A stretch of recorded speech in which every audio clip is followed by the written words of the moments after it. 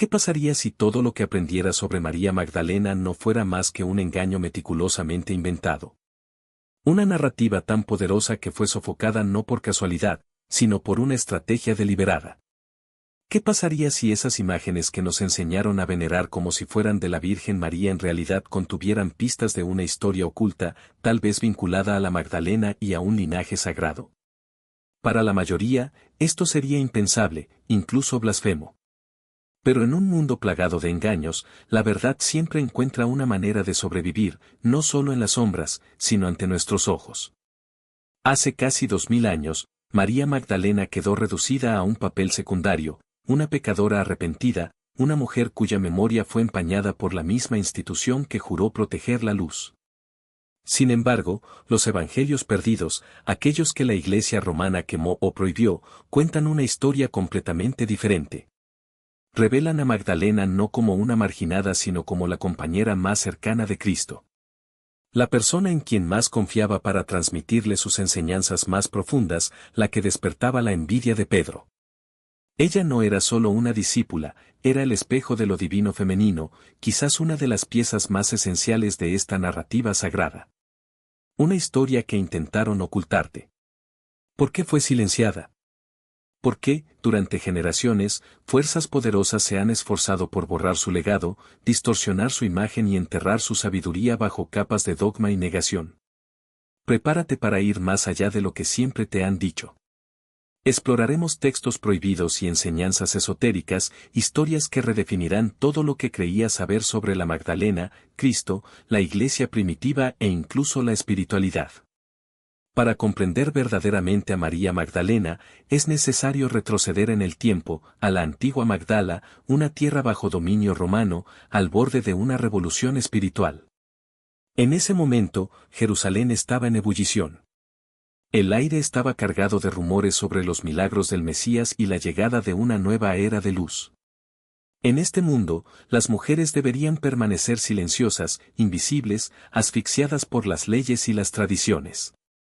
Pero el nombre de María Magdalena siempre aparece primero en las listas de mujeres de los evangelios, una señal sutil pero poderosa de su liderazgo.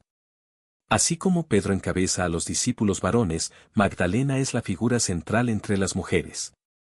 No es una coincidencia. Es un código oculto a plena vista. Y luego está la historia casi legendaria de los 7 demonios expulsados por Jesús. Algunos lo tomaron literalmente.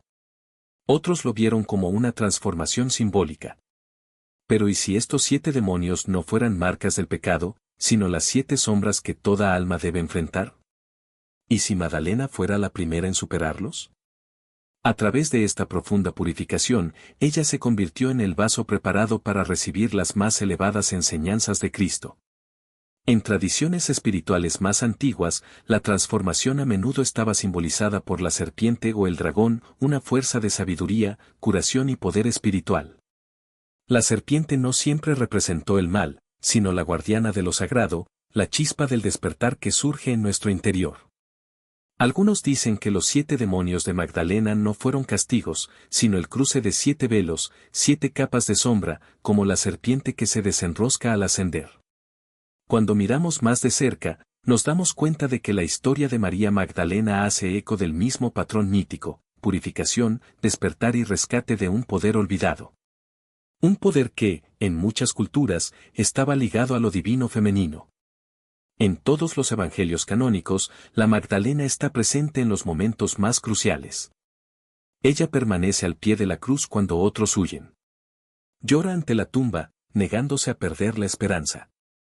Ella es la primera en ver a Cristo resucitado, un honor que se le negó a Pedro, Juan o cualquier otro discípulo. ¿Por qué la veneraban las primeras comunidades cristianas? ¿Por qué después las autoridades trabajaron tan duro para disminuirlo?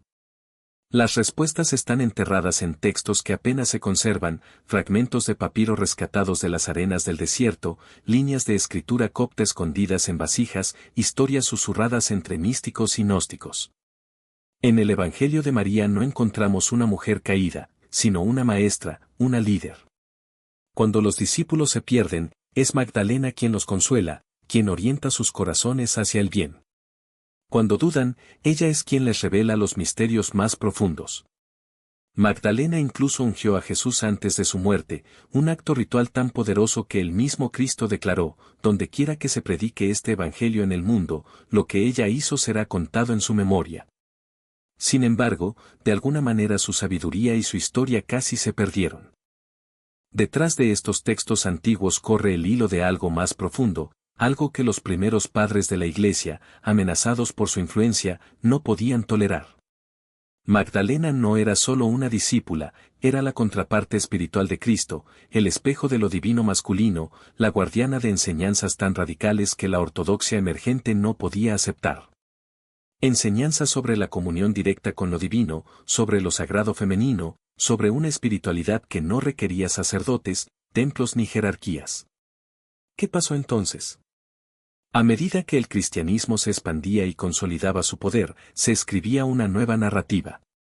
En 591 después de Cristo, el Papa Gregorio Magno pronunció una homilía que fusionó a María Magdalena con la mujer pecadora anónima y María de Betania, consolidando su imagen de prostituta arrepentida. Décadas antes, en el Concilio de Nicea en el año 325 después de Cristo, el emperador Constantino y los obispos decidieron qué evangelios serían canonizados y cuáles se ocultarían o destruirían. Los evangelios alternativos, aquellos que dieron a Magdalena su verdadero poder, fueron rechazados y sus enseñanzas suprimidas durante siglos. Su evangelio fue etiquetado como herejía. Su sabiduría estaba prohibida. Su memoria, distorsionada, hasta que solo quedan fragmentos. Pero estos fragmentos, estos hilos prohibidos y estas historias medio enterradas, se negaron a morir. Y si tienes oídos para oír y ojos para ver, como dijo Jesús, la verdadera verdad está a tu alcance. ¿Estamos al borde de una nueva era? ¿Una era en la que finalmente se restaurará la verdadera historia de María Magdalena? ¿Una era en la que renacerá el poder de lo divino femenino? La respuesta está en por qué sus enseñanzas estuvieron ocultas durante casi 2000 años. Y una vez que entiendas por qué, es posible que nunca vuelvas a mirar a la Magdalena, o la historia de Cristo, de la misma manera. ¿Qué tenía María Magdalena que la hacía tan peligrosa, tan indispensable y, al mismo tiempo, tan amenazante que su memoria fue reescrita por la mano de la historia? Para responder a esto, necesitas ir más allá de lo que te han dicho, de lo que te han condicionado a creer. No la Magdalena de las pinturas renacentistas o los sermones medievales, sino la mujer que caminó junto a Yeshua, que aprendió de él, que, según los textos ocultistas, entendió su mensaje como pocos. Para los gnósticos, la salvación nunca procedía de la obediencia a reglas o de la creencia en dogmas, sino del conocimiento interior, del despertar, de ver la verdad por uno mismo. Y María Magdalena, en muchos de estos textos, fue la encarnación de este conocimiento divino directo, sin intermediarios. En el Evangelio de María, ella comparte visiones con los discípulos que ellos no pueden entender. Cuando Pedro y los demás, la llama de la verdad que la institución no pudo apagar. En monasterios remotos, en comunidades de místicos, entre líneas de manuscritos iluminados, la voz de María persistía. Ella no era solo una discípula, era la guardiana del conocimiento que desafiaba el concepto mismo de autoridad espiritual. Mientras la Iglesia construía catedrales para celebrar su propia versión de la historia, quienes buscaban algo más profundo encontraron en María la clave para una espiritualidad sin intermediarios, sin dogmas, sin miedo. Y luego vino el silencio forzado. Las voces que lo defendieron fueron silenciadas, sus textos quemados, sus imágenes distorsionadas. Pero la verdad tiene una manera de sobrevivir en los lugares más inesperados.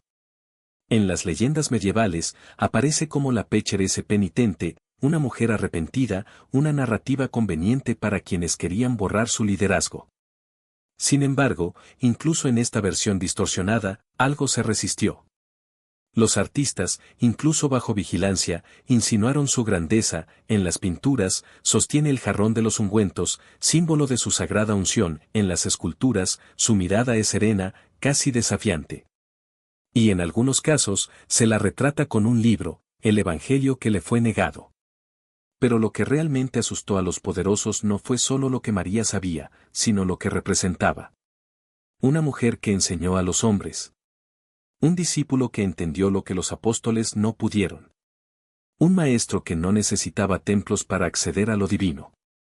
Si realmente se conociera su historia, ¿qué quedaría de la Iglesia como mediadora exclusiva entre Dios y la humanidad? Si María fuera la encarnación de la sabiduría perdida, entonces la redención no vendría de rituales ni de una obediencia ciega, sino de un despertar interior, algo que nadie podría controlar. Y así, la leyenda de María Magdalena se convirtió en un espejo de las propias sombras de la Iglesia. Donde ella era luz, la pintaron de oscuridad. Donde ella era fuerza, la redujeron a debilidad. Pero la verdad, como el agua, siempre encuentra su camino.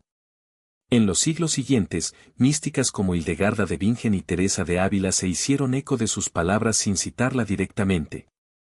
Los alquimistas medievales la veían como la personificación de Sofía, la sabiduría que transforma el plomo de la ignorancia en oro espiritual. Y en las tradiciones esotéricas, se convirtió en la guardiana de los secretos que solo los iniciados podían descifrar. A día de hoy, su nombre evoca algo más grande de lo que nos cuenta la historia oficial. Cuando miramos hacia atrás, vemos que la batalla no se trataba solo de fe, sino de poder, quien controla la narrativa, quien define lo sagrado. María Magdalena fue una de las primeras víctimas de esta guerra, pero también su mayor vencedora. Porque, al final, la verdad no se puede quemar. Ella solo espera el momento adecuado para resurgir. Y ese momento ha llegado. Hoy, más que nunca, el mundo está preparado para escuchar tu voz. No como el pecador arrepentido, sino como el maestro, el visionario, el puente entre lo humano y lo divino. Su legado no es una reliquia del pasado, es un llamado al presente. Una invitación a cuestionar, a buscar, a despertar. Porque, como ella enseñó, el reino de Dios no está en los templos ni en los dogmas, sino dentro de cada uno de nosotros. ¿Y la clave para encontrarlo? Es recordar quiénes éramos realmente y quienes siempre debimos ser.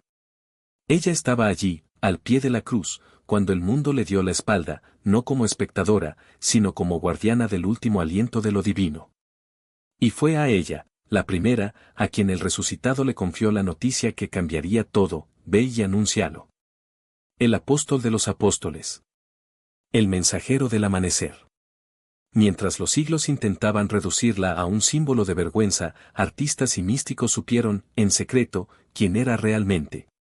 La pintaron ungiendo a Cristo con óleos sagrados, sosteniendo el recipiente que contenía no solo los perfumes, sino el misterio de la transfiguración misma. En las catedrales de Francia, sus ojos miran a través de los vitrales, como si supieran que algún día el mundo necesitará recordar. Y entonces, en 1945, el desierto de Nag Hammadi escupió lo que el tiempo había intentado tragar. Entre pergaminos olvidados, resurgió el Evangelio de María, su voz, por fin libre, hablando no del pecado sino del viaje del alma a través de la oscuridad hacia la luz. No fue una confesión. Era un mapa. Una revelación directa de que el camino hacia lo divino no pasa por intermediarios, sino por la valentía de mirar hacia adentro. Los buscadores modernos, aquellos que sienten el llamado de lo sagrado más allá de los dogmas, ahora la reconocen por lo que siempre fue: líder espiritual, consejera, portadora de lo divino femenino, guardiana del mensaje que Cristo no pudo completar solo. Ella es su espejo. La mitad perdida.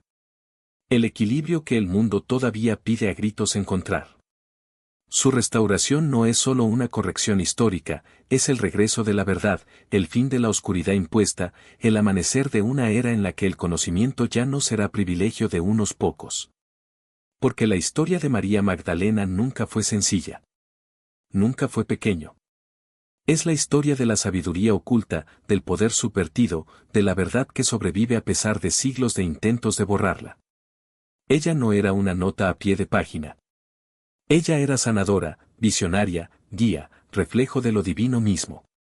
Y su silencio nunca se trató de una sola mujer. Se trataba de quien controla la narrativa, quien decide quién puede tener las llaves de lo sagrado y quién debe permanecer en la ceguera espiritual. Pero ahora los evangelios perdidos han resurgido. Viejas heridas piden curación. Y lo divino femenino se eleva, ofreciendo la oportunidad de restaurar lo que nos ha sido negado durante tanto tiempo. La historia de Magdalena no es solo un llamado a recordar, es una invitación a rescatar la mitad olvidada dentro de cada persona. A buscar las páginas perdidas, las voces silenciadas, los misterios que habitan entre líneas.